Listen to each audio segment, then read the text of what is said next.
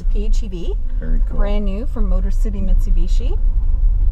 Great on gas. Great for the environment. How did you manage to get this? Motor City Mitsubishi is a sponsor of Chat with Nat, as is Johnson Insurance. Okay.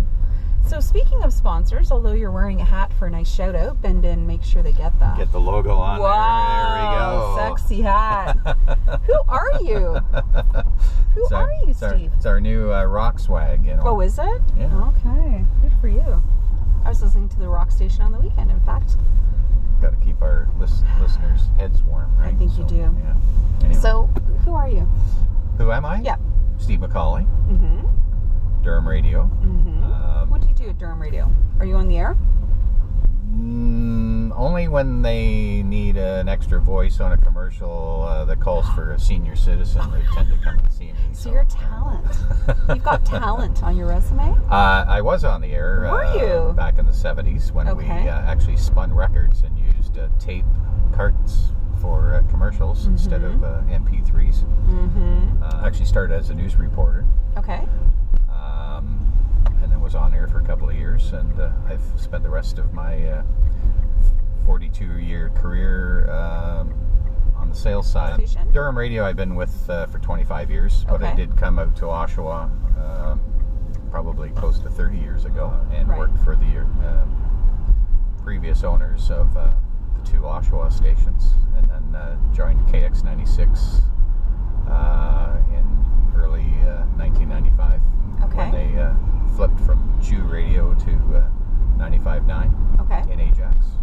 And then in 2003 we purchased the Oshawa stations from Chorus Entertainment. And we also have another station. It's a country station in Hamilton at 94.7. And a fifth station in Caledonia that plays classic hits, the same as CKDO. So you represent all five from this office? Yep. Wow, that's great. And so as Vice President of Sales, I'm also part General Manager with our Vice President of Programming, Steve Cassay. And the two of us kind of manage the day-to-day in both our markets. Okay. Yeah. How do you end up in media? Well, I kind of grew up... both my parents worked in the advertising agency business.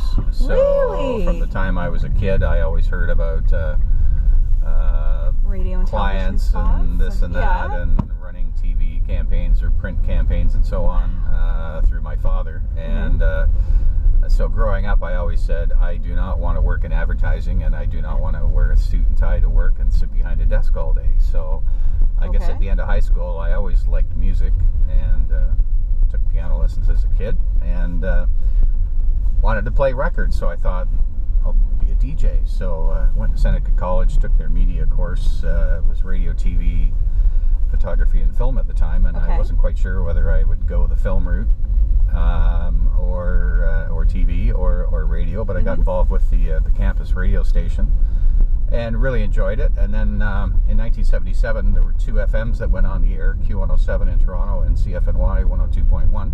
Yes, so both I applied. Excellent. Oh, did you? CFNY was in Brampton, so I applied there and got a job as a news reporter. And actually, the guy that was doing the morning show on the AM station at the time, who set me up in production to read the news as an audition, was Ken Shaw. Oh my God! So he was just starting out his broadcast career as well. So he did the morning show there on it was called Chick Radio back then, CHIC, and it was an all-female announced staff actually. Okay. In a little yellow house in Brampton on Highway 10. So that's kind of where I started, and then one day the original owners, the two brothers, came in and decided to fire all the talk show hosts and so on. By then I had moved over to being a board op or producer of the talk shows that they had, because I really found local municipal politics and covering city council meetings in Brampton and Mississauga kind of boring. So I thought you were going to say exciting. I thought, it was because of disco music. All these nightclubs in Toronto started phoning me up because I was on 6 to midnight, and they said, we want to advertise on your show. So I said, oh, that's great. I'll take your name and number and find out how much it costs and get back to you. And that's literally how I made the transition over to sales, and never looked back.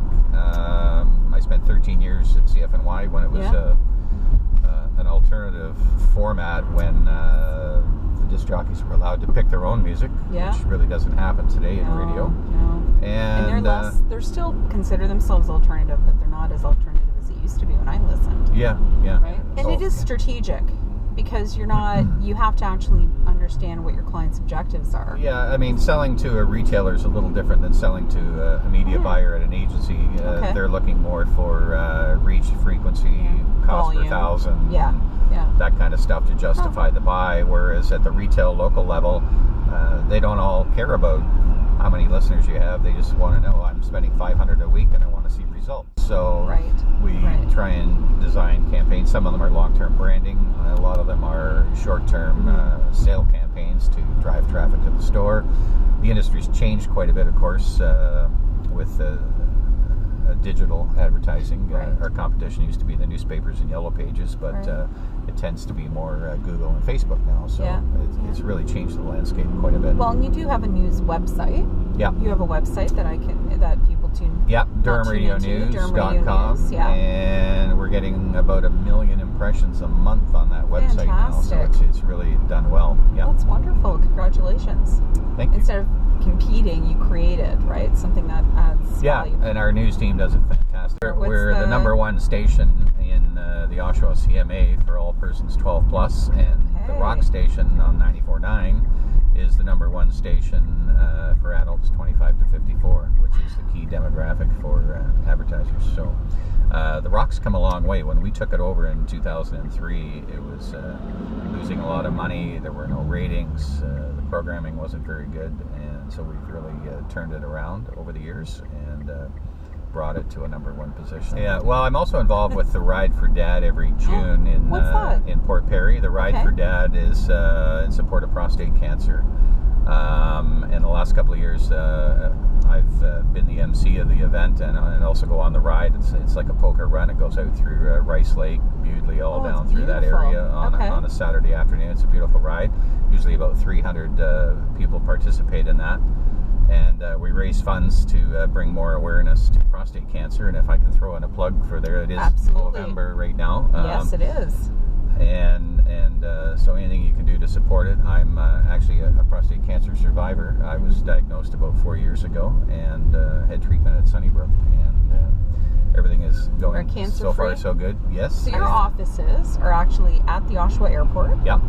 How many staff work out of that location? We've got a little over 50 full-time people there. Wow. And about another 35 over in Hamilton. Okay. Yeah. That's a lot. Yeah, fair bit. With our station in Hamilton and Oshawa, the two country, we're kind of like bookends to Toronto in the 905. Right. Because Toronto doesn't have a country station, so we're basically it. And, you are it. Okay. Yeah. Well, I'm finding that I am starting to appreciate country a lot more than I used to. That's great. Yeah. That's great, yeah. Anything I can sing to myself and look like nonsense when I'm driving. I try not to look nonsensical when I'm driving a Motor City Mitsubishi car, though. I do feel like I should be wearing like a hat of some sort today because. Well, at least we're not on a motorcycle today, so it would be I don't chilly. know that you could listen to us chatting, and it's definitely not my forte in vehicle choice. So we might maybe a dog sled. We could run around in here. There's a lot of fields. I did want to mention and thank you for being one of our media partners. You are a critical media partner of ours. We do a lot of work with you, or I would say a lot compared to some other advertising. So I think you do a lot for the chamber in terms of supporting sort of key programming. So I just wanted to say thank you.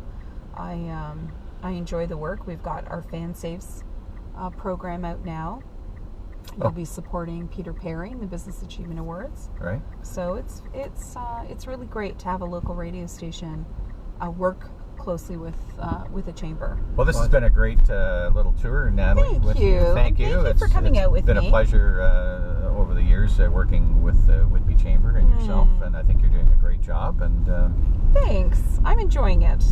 What amazing members we have. What an amazing business community. We're lucky to be working with them. Durham's a fantastic place to work. Isn't it? And live. Live, play, all those good things. Thanks, dear. Okay. It was good to see you.